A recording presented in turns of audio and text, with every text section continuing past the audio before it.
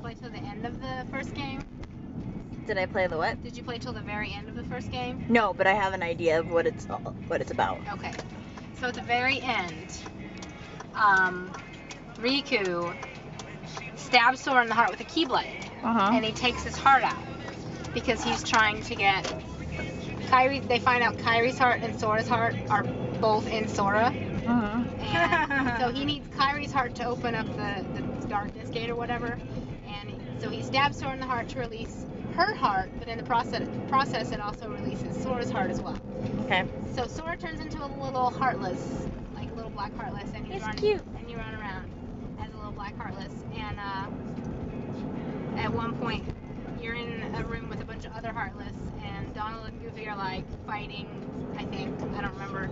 And Kairi comes up and she's like, "No, this heartless is different." And she's like, "It's Sora!" And she hugs you, and you turn back into Sora because apparently Kairi has magical powers. Sort of finding that powers item. Yeah, it's kind of dumb. But, so, in the second game, there are these creatures called nobodies that are what happens when a person who has a strong heart gets turned into a heartless. The body that's left behind is the nobody. Okay. It's the body without the heart. So Xemnas, who's the leader of... And it's the ones with strong hearts, as opposed to the heartless are just people without hearts. You know what? They're not very clear. Some of the heartless are manufactured and some of... Seriously, it's a Square Talk game. Yeah. I don't know. And it's been a long time since I've played it, so I don't remember. But, yeah, like, some heartless are things, like animals, I guess. So, Xemnas, the leader of the organization of nobodies, there's 13 of them, and he's made this organization of powerful nobodies who all have their own ability, and Roxas is one of them, and he is the nobody of Sora that appeared when Sora lost his heart. But Roxas and Naminé also, but she's this is the part where it gets really convoluted. Naminé isn't really a nobody because when Riku released Kairi's heart wasn't in Kairi's body, so Naminé technically isn't a real nobody because of that. But she is a nobody, but she has the ability to change Sora's memories because of the fact that Kairi's heart was in Sora when it was released. So she can affect what Sora remembers, which is the plot of Chain of Memories. She's like in his mind screwing shit up. Because the organization wants her to. But the goal of the organization is to have, what Xemnas wants, is he wants his own Keyblade bearer that he can tell what to do so he can release Kingdom Hearts and get all their hearts back. And Roxas, since he can wield a Keyblade, Roxas is the one that he's grooming to do this. And in order to, he tried first to get Sora and he couldn't do it. So then Roxas showed up and he's like, "Oh, I'm going to get Roxas to do this for me." And he's like, "You and Sora can't exist. Sora's going to come find you and try to kill you or take you back," because Roxas is half of Sora's memories and Sora has the other half, and it's alluded to the fact that Roxas also has half of Sora's heart as well. And so in order for Sora, this douchebag Ansem tells Sora that in order to defeat the organization, he has to go get the half of himself back from Roxas and reabsorb him into himself. And he basically lies because Roxas totally could have existed on his own and have been just fine because they did it for a year and nobody was hurt.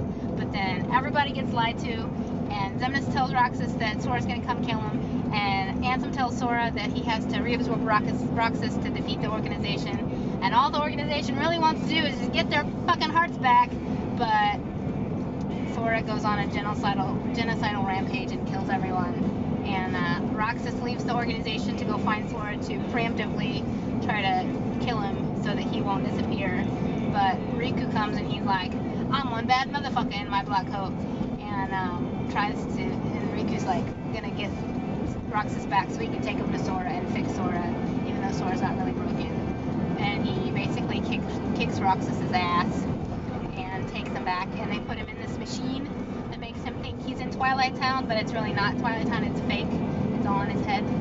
And as he lives out his fake life in Twilight Town, Nominee is taking Roxas's memories and putting them back into Sora and recombining them. So at the end of the prelude to the game, Roxas disappears.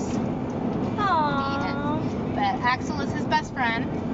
And when Roxas leaves, Axel gets really upset. And he's like, no, you can't leave, they're gonna kill you.